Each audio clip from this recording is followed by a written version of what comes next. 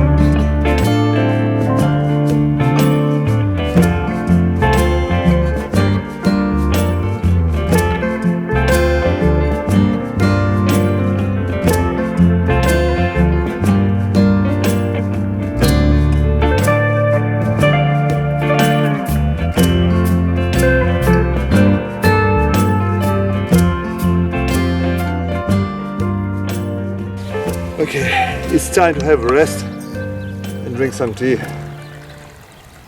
What can I say about this rod? This is just very nice, soft, slow action rod.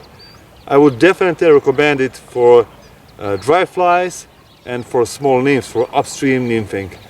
But I would not recommend you to use this rod with streamers and big heavy nymphs. And my impression about casting is following. Okay, you can cast like 30, 40, even 50 feet, but you don't need it on the meadow streams. So the best distance perhaps for this rod is about from 15 to 30 feet.